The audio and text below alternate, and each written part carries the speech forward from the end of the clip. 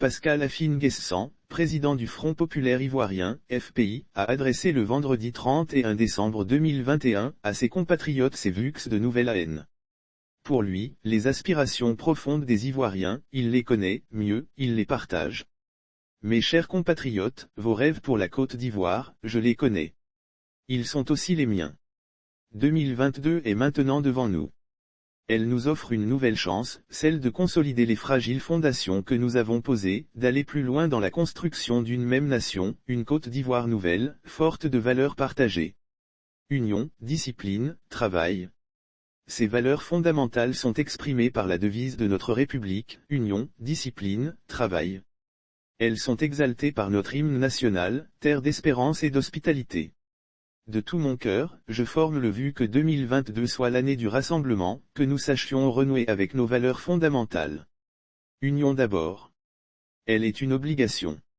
Face aux risques terroristes qui menacent notre pays, face à la pauvreté qui gagne du terrain, face à une cohésion sociale gangrénée par la tentation du communautarisme, nous n'avons pas d'autre choix que de privilégier le dialogue, afin de bâtir une Côte d'Ivoire rassemblée. Ce dialogue politique doit être loyal, sans couperet ni menace, sans ultimatum ni préalable. Cela implique une paix des braves. En 2022, l'heure n'est plus aux arrière-pensées et aux manœuvres tactiques. En 2022, l'heure n'est plus aux arrière-pensées et aux manœuvres tactiques. Je connais votre lassitude devant les mots creux, les serments sans lendemain qui engendrent toujours les mêmes désastres. L'union doit nous permettre d'avancer dans la voie d'une vraie réconciliation et d'affermir les fondements de notre démocratie. La Côte d'Ivoire en sortira plus solide, plus confiante en ses institutions, plus respectueuse de toutes les opinions. L'assurance d'alternance démocratique est la garantie de la paix, de la stabilité, tout est en réalité lié, l'assurance d'alternance démocratique est la garantie de la paix, de la stabilité. La stabilité est la condition du développement. Union donc, discipline ensuite. Elle doit être restaurée, afin de construire un grand pays, un pays modèle. La discipline doit être partout et s'appliquer à tous. Dès l'école, où les récents événements autour des congés anticipés traduisent un délitement des valeurs morales et du respect dû aux institutions de la République. Mais aussi dans la gouvernance économique et financière. Lire sur le même sujet message du Nouvel AN, Henri Conan Bédier s'adresse à la nation et ignore Adou Richard je pense à la gestion des deniers publics. Les récents audits ont permis de constater plusieurs malversations qui sont inacceptables, déstructurantes et intolérables. La fraude, le détournement des deniers publics et la corruption sont des désordres auxquels il faut impérativement mettre fin. La chose publique doit redevenir sacrée. Trop de jeunes sont soit privés d'emploi et oisifs soit dans des emplois précaires. Travail enfin, il participe à la dignité de l'homme. C'est notre tendon d'Achille.